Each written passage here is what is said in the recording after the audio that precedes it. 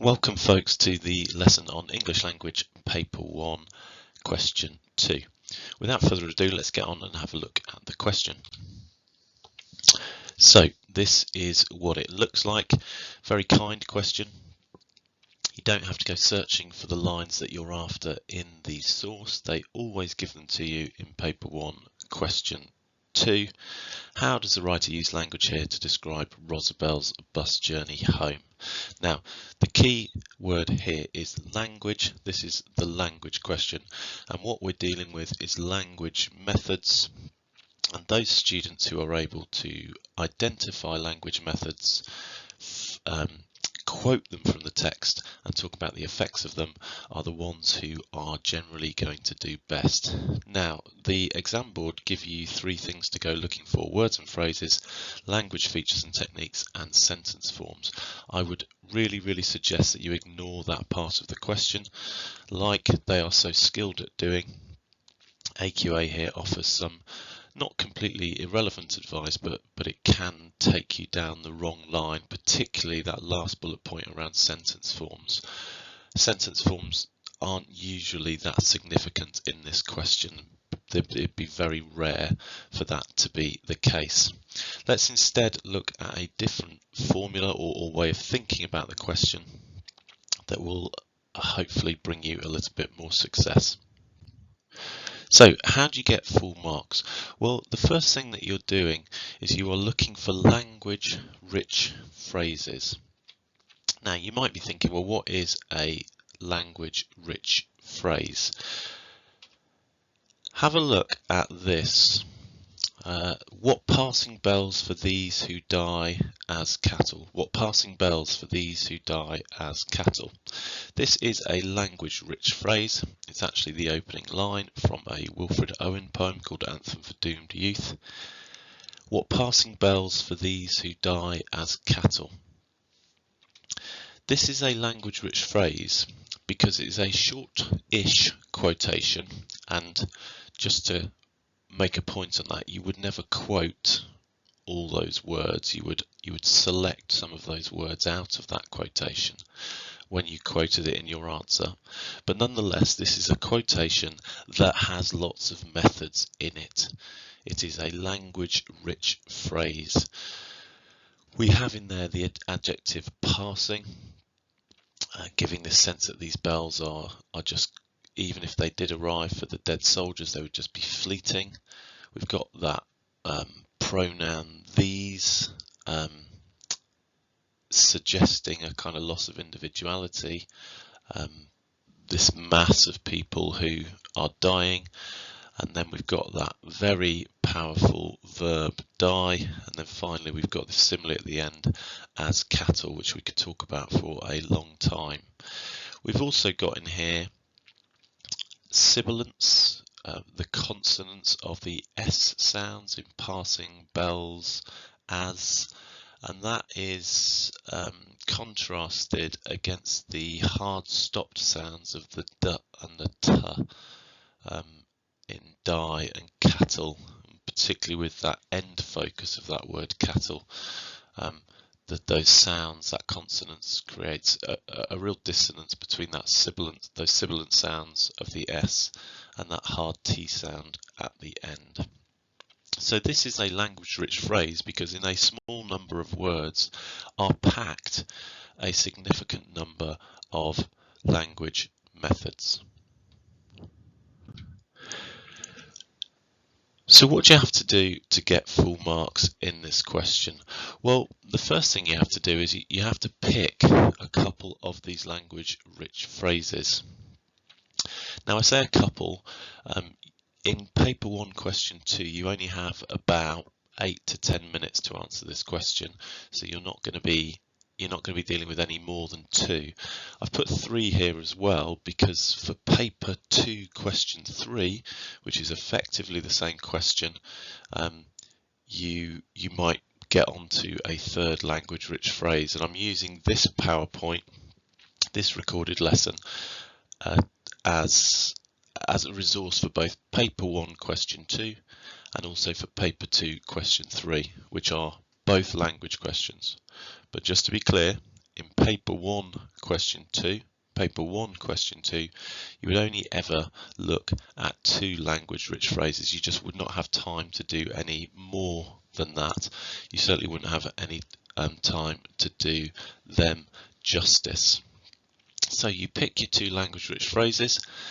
You then zoom in on any interesting words, and I should probably say here you might also zoom in on particular sounds, like I did when we looked at the language-rich phrase on the last slide, and you analyse their effects, labelling any methods.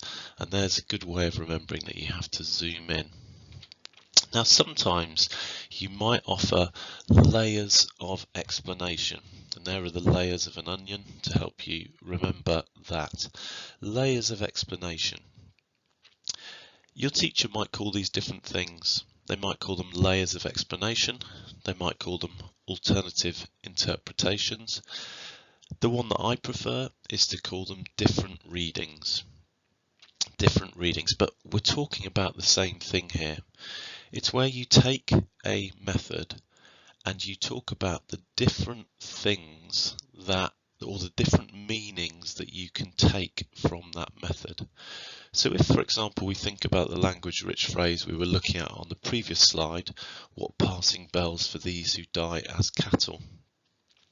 That simile at the end, as cattle, which is comparing these soldiers to cows, there are lots of different meanings we can take from that. The simile suggests a togetherness, a group of soldiers who have gone through the same thing as a herd, effectively. It also suggests a sense of futility, a sense of helplessness. Futility in that cattle are bred to die.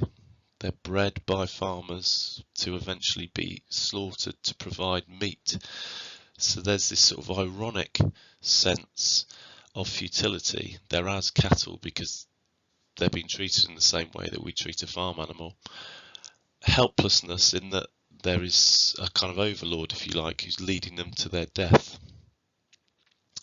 We've also got this sense of a lack of individuality, where the individual is subservient to the greater objective.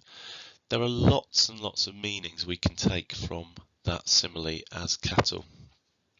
Now, the reason that I prefer to call them different readings rather than alternative interpretations is that if you call them alternative interpretations, it's easy to think that they have to be completely opposite to each other, that the meanings you take from them have to be conflicting in some way. But that's not the case. Often they are sort of slightly different shades of meaning that are all related but are worth talking about individually. That's why I prefer to call them different readings. The last thing you have to do is you have to make sure that anything you're saying links back to the question. So, you know, if you've been asked to talk about soldiers' lives, you need to, you've picked out the quotation, what passing bells for these who die as cattle, you need to make sure that the things you're saying are somehow linking back to the lives or the experiences of the soldiers. Okay, so what's the formula for answering this question? Now, the example I've chosen here is actually from paper 2, question 3. It's from the slightly longer question, the 12 marker on paper 2. But again, it's exactly the same as paper 1, question 2, or nearly exactly the same. There is another recorded lesson on paper 2, question 3, which you can go and look at, that highlights some of the differences. But the chunk of what you need is really in here. So what do you have to do? Well, first of all, we pick the language-rich phrase, which we've talked about a lot. You start off with a sentence that links the question to that phrase and perhaps begins highlighting methods and starts to offer some readings, some interpretations of that method. So here we go. This is the paper 2 that looks at the Aberfan disaster. Lee personifies coal tip number 7, describing it as a killer with a rotten heart, suggesting it has its own evil intent. So what we immediately do here is we start gathering for ourselves some marks. You will see the word personifies there, the second word, personifies. Well, that is a method, personification. That's getting us marks. Describing it as a killer with a rotten heart. So killer with a rotten heart is our language-rich phrase. This is the relatively short quotation that packs into it a lot of methods, a lot of meaning. I'm going to be getting marks here because I'm quoting, and part of the marks you get is for quoting accurately, embedding your quotations, in other words, writing about them in a way that flows with what you're saying. I then have the word suggesting, and whenever you see the word suggesting, that tells you that I'm now about to talk about the effect or the meaning of what I have just quoted. And I'm keeping it high level at this point. I'm not going into too much depth. We're just trying to get our paragraph going. So I'm suggesting it has its own evil intent. So we're doing well. What you then do is you zoom in on words or perhaps sounds within the phrase, picking out any further methods as you go and offering more readings. So let's have a look at this. The emotive adjective rotten creates the impression of the coal tip as a malevolent being, suggesting decay and the inevitability of death. This sense is furthered by words from the lexical field of the macabre, killer and heart, foreshadowing the horror to come. This is further heightened by the verb phrase inching ominously, suggesting imperceptible but inevitable movement, with the adverb ominously forewarning of imminent disaster. So there is a lot going on here that would get marks. Let's just go through it and highlight that. So first of all, emotive adjective, ding, that gets credit from the examiner. Rotten, ding, I am quoting here, so again that gets credit. Creates the impression, well this tells us I'm now about to talk about meaning. Look at that phrase, creates the impression. And what meaning have I taken from it? That the rotten suggests it is a malevolent and evil being. I've used malevolent there because obviously earlier I've already used the word evil. Not a biggie if you repeated the word there. You're not being marked on your own sort of stylistic ability. But I also bring in a second reading suggesting decay, and then I bring in a third reading and the inevitability of death. So actually, just from that word rotten, I've actually put in there 3 different readings. So thinking about the layers of that onion, different readings, alternative interpretations, I'd be getting a lot of credit here for the fact that I'm being quite sophisticated about the meaning that I'm taking from that adjective rotten. Look what happens here. This sense is furthered. So I'm showing here how different methods within this language-rich phrase work together. It's furthered by words from the lexical field. Ding, there's a method which I get credit for. And I quote them, killer and heart. Again, I get credit for that. Foreshadowing. So ding, that's another method. The horror to come. I use a similar structure here. This is further heightened. The word heightened, another nice one for you to have there. Furthered, heightened, echoed, mirrored. These words where you can show how different methods are linked to each other, grow on what came before them. This is further heightened by the verb phrase. Don't worry too much if you're uncomfortable with what a verb phrase is. It's basically a group of words centered around a verb. Here we have the verb inching. It's inching ominously. Ominously is the adverb which adds detail to the verb. Together they are a verb phrase. Inching ominously, suggesting imperceptible but inevitable movement. Again, there's kind of 2 readings in there, aren't there? Imperceptible and inevitable, with the adverb ominously, forewarning of imminent disaster, and then another reading there. So lots going on there, folks, that would be getting lots and lots of marks. And if you are in paper 1 question 2, you would try to do that one more time. If you're in paper 2 question 3, you would try to do it 2 more times. When I say you would try to do it, there's basically a kind of limit. In paper 1, you've got 8 to 10 minutes to answer this question. You're not going to be able to do that more than twice, certainly not more than twice to a high quality. Right, let's have a little go together. Let's look at the Rosabelle extract here. Now, if I were picking out a language-rich phrase, and I'll probably just do one for the sake of this recording, I might pick out, let me think, in these opening couple of lines, I would pick out the windows, street blurred and misty.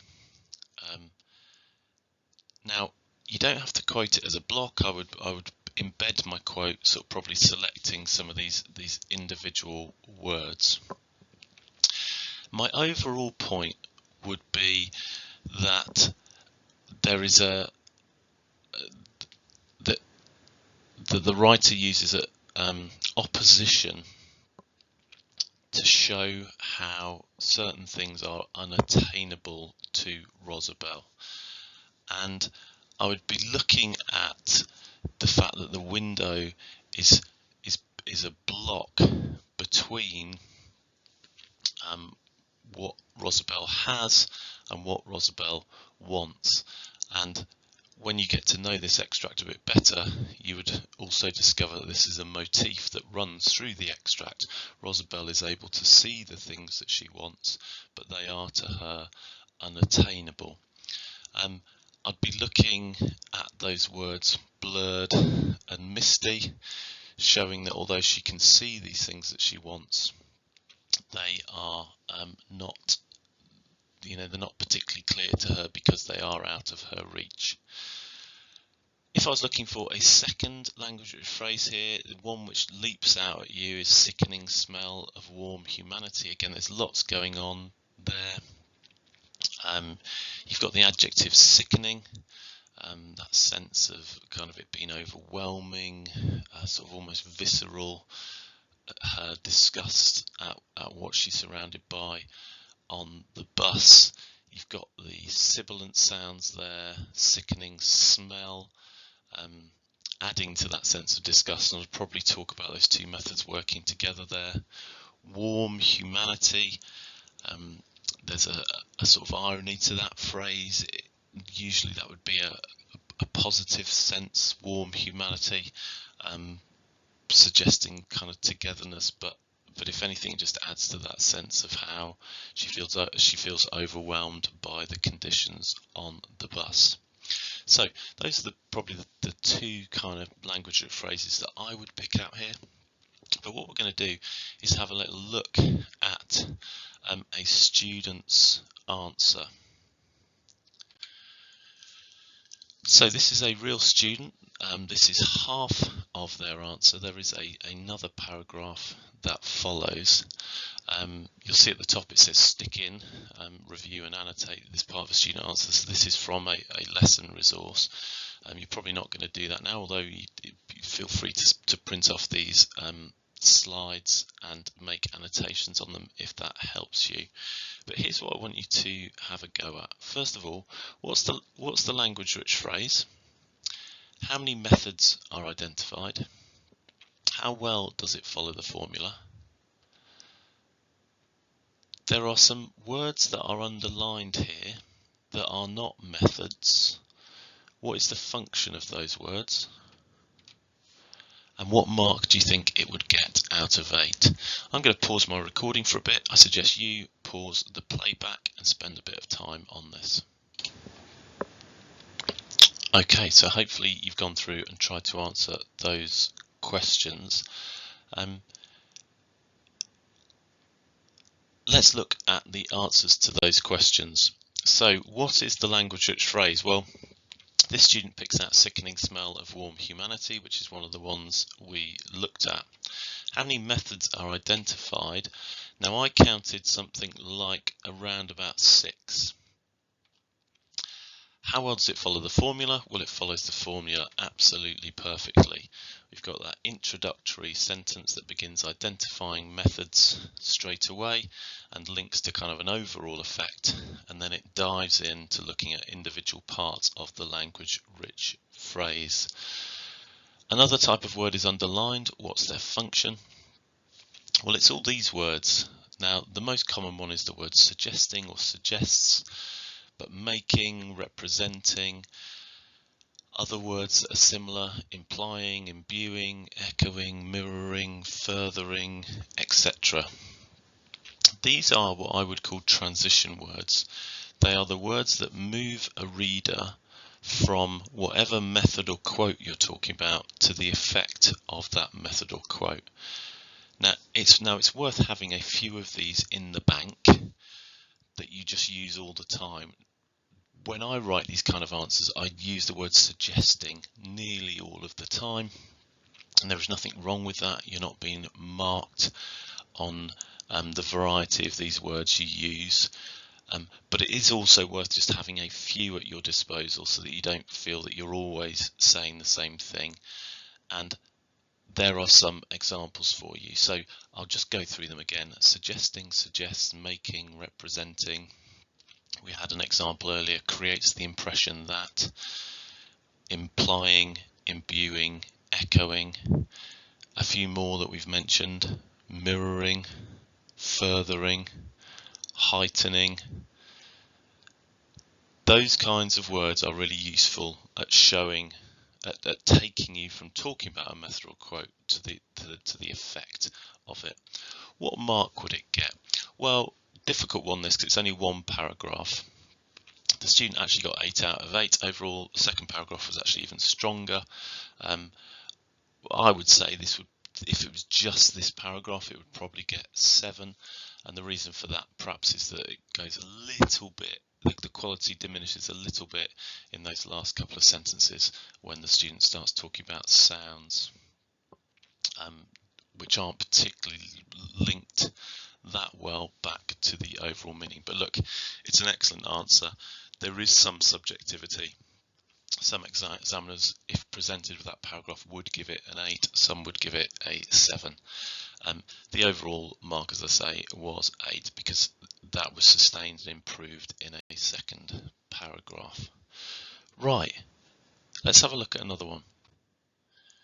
Okay, let's have a look at this source. This was actually the first ever exam paper that AQA put out on this specification. This was the sample one. It's an extract taken from Brighton Rock by Graham Greene, and you're asked here to look at lines 4 to 11 and talk about language devices. So have a little look at this and see what you would have focused on. Do pause the recording. I will leave a bit of a gap before I start speaking again.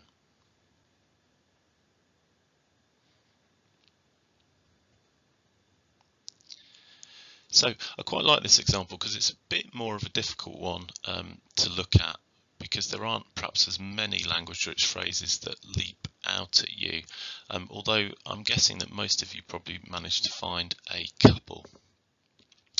The reason I like the example though is because it does show that sometimes you have to be a little bit versatile, a bit flexible about how you approach these questions. If I were picking out something from here, probably one of the language-rich phrases I would pick out, the words do not appear together.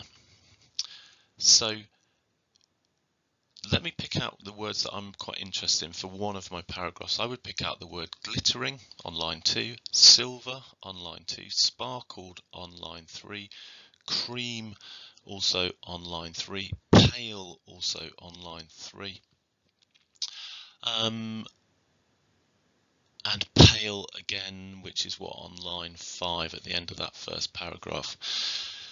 Now, I would pick those out as words from the lexical field of colour, and I would pick them out because I think they're quite interesting in creating this sense that here we have in Brighton this desirable, exciting place that these bewildered multitudes are arriving at, but that there is something superficial about it. A paint job has been done on it, but there's a sort of fading glory about it, and that something kind of sits underneath which perhaps is a little bit less savoury or exciting than it immediately seems. The reason I've given you that example is to say that sometimes you don't necessarily have to pick out words that are next to each other. If you're looking at something like this and something sparks your attention, a series of words across a larger section, you can still pick them out, and of course you just quote them. You know, the way you would write about this, you'd say Green uses words from the lexical field of colour, and then you could just even have in brackets the words quoted with 3 dots and ellipsis between each one, and that would be absolutely fine. Okay, what we're going on to do now is included here is some feedback from a mock exam that students sat in 2023. This was the feedback that was given after their formal mock exams in year 11, and it says teacher aid here. This was included in the resources that we use as teachers, so that we were kind of giving consistent messages about the kind of things you need to do for paper 1 question 2. And important to share these, I think, with you on this recorded lesson. So these are the kind of themes, if you like, that came out of the marking of a whole bunch of mock exams.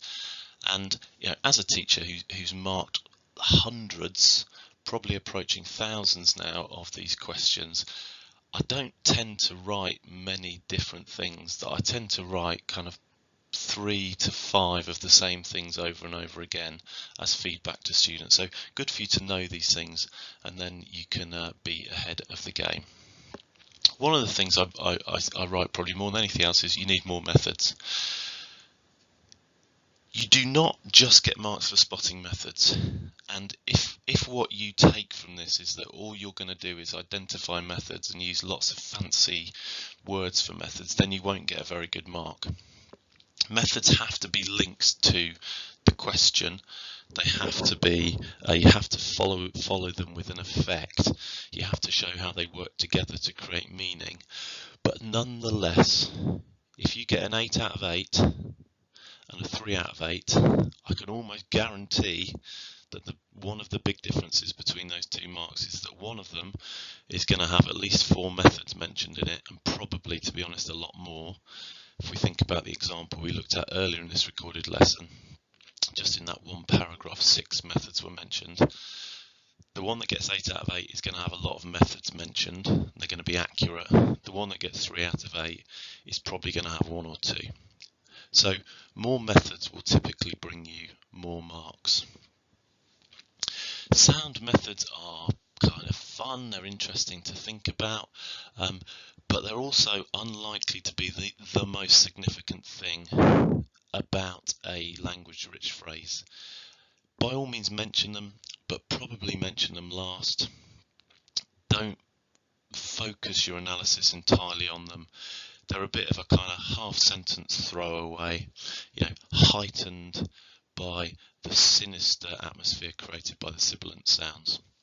It's a kind of half sentence to throw in at the end of a larger piece of analysis. You don't want to spend too long talking about sounds, and you don't want to be too speculative about what they might mean. And again, if we think about that example from earlier, that was part of the area where that student slightly fell down. When you're writing that opening sentence, pick the biggest method to talk about. You know, I think in my example, Lee personifies. Personification was the big thing here. Quotes should be kept short, they should be embedded, in other words, they should flow as part of the sentence. Here's an example of it done badly. Mansfield describes blah blah blah by comparing it to the jeweller's shop seen through this were fairy palaces. This is how it could have been done better. Mansfield describes Rosabel's busting home metaphorically by comparing it to jewellers' shops that she sees as fairy palaces. So what you're doing in your quoting, is you're embedding them, so you're making it flow as part of the sentence. In other words, if you took out the inverted commas, you wouldn't know that they were quotations. And you're also immediately focusing us on the words that are most important. What other feedback do we often give? So, probably the most difficult thing for students to do is to make their effects a bit more interpretive. Sometimes people can be quite literal. If we look at the example here, the collective noun humanity suggests there are lots of people on the bus. Well, yeah, now there's a kind of rude phrase here, isn't there? Know something, Sherlock. It's just too literal, it's just too obvious. If you want to get marks, you have to think about the kind of implied meanings beneath that word humanity. Usually has connotations of warmth, collectiveness and safety. However, here it's just Rosabel's frustration and anguish with regards to her status and position, with humanity seen as a negative. Getting good at writing about affect, I think, is probably one of the most difficult things in English. One of the ways to always try and do that is think to yourself, character, plot or setting. How can I link back this method to one of those three things? What does it tell me about a character? How does it build my understanding of the character or the setting? What does it do in terms of plot? Does it move something on? Does it get me to reflect on something? Trying to think about the function of this method in developing our understanding of one of those things is generally the best way to be a bit more interpretive. Lastly now, just a few little things. These are not going to have a massive significance, but they come up regularly. Whenever you write about literature, you do it in the present tense. That's just the convention. You would say she describes, not she described. I know that she was doing it in the past, but for some reason we just always talk about literature in the present tense. Always just use an author's surname. Please try and spell it correctly. You wouldn't say Graham wrote about this. You would say Green writes, or Lee writes, or Mansfield writes. Just use their surname. Please try and spell things correctly. You're not going to be able to spell everything correctly. Many of us aren't the world's greatest spellers, and that's fine. And that's why we have spell checks on computers. That's why we edit stuff and check stuff. But when you're writing your exams and you don't have those things available, what you do need to make sure is that you're writing characters' names, writers' names, and methods correctly, that you're spelling them correctly. If you don't, it will frustrate an examiner, and examiners are human, and although they shouldn't probably mark you down for getting some spelling mistakes in the language paper at least, as I say, they are human, and it might just give them an impression of you that you're not as careful as someone else, and it might be you get a 6 for a question rather than a 7, which is perhaps what you deserve. Okay, on the next 2 slides we have some examples of some other paper 1 question 2s. I'm not going to talk about these. What I would suggest is that you print these off, you have a go at them, and then you take them to your teacher with the extract, please, otherwise it's going to be very hard for them to mark them, and you say, could you just have a quick look at this for me, and they'll be able to give you an indication of how you are doing. So we've got one there, and then one on that final slide. So print these off, have a little go at answering them in full yourself.